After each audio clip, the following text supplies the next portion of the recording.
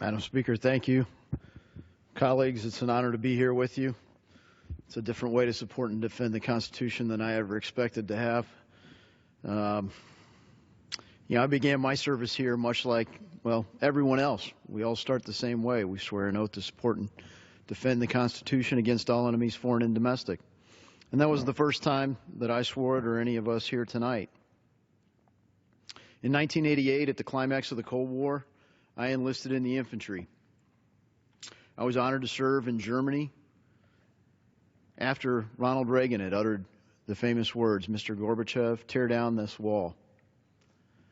I was honored to be there at a time when many people in the world worried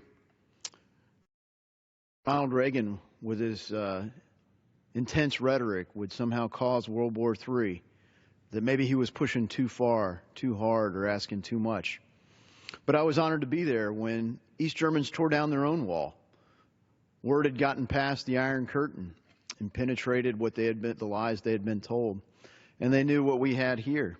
They tore down their own wall, and for once the oppressor did not stop them.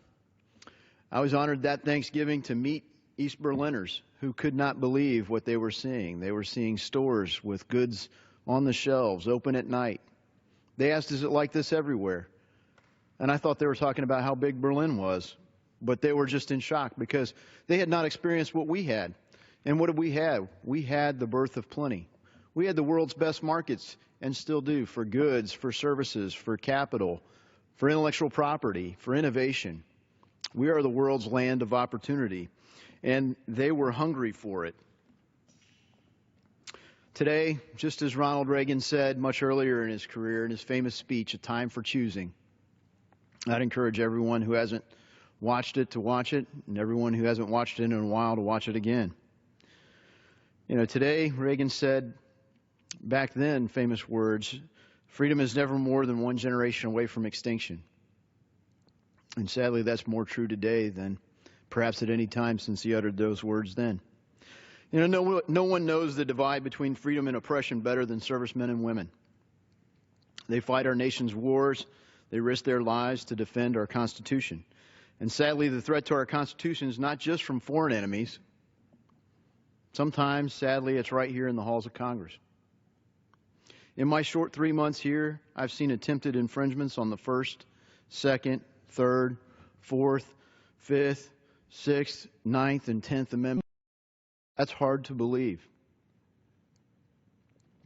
Just this past summer, we had members of Congress obstructing the people's work here, staging a sit-in on the House floor to subvert our Second Amendment with a radical gun control agenda. It's an agenda that seeks to deprive us of the very rights our founding fathers sought to preserve with the Constitution and the Bill of Rights. Anyone could do a plain reading of the Constitution and see that the right to keep and bear arms is named right there to be applied at the individual level. The rest of the Bill of Rights is certainly talking about rights at the individual level, and the Second Amendment's no exception. Justice Scalia wrote in the Heller decision, "Nowhere else in the Constitution does a right attributed to the people refer to anything other than an individual right.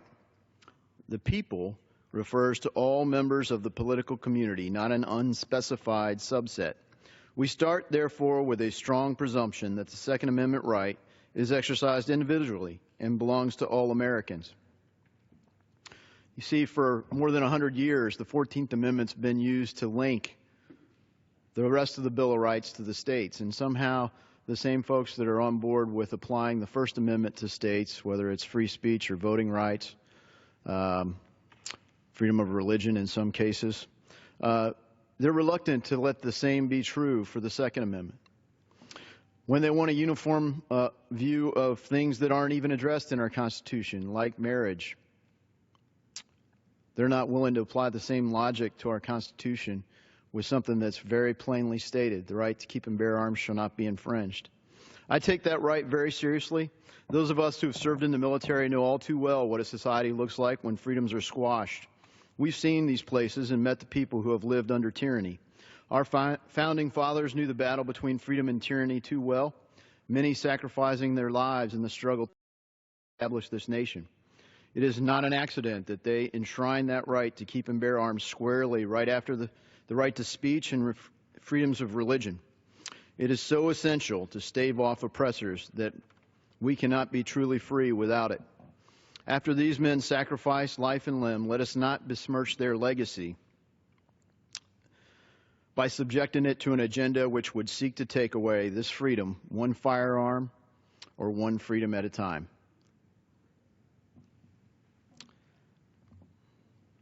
The threats are real. It's hard to imagine.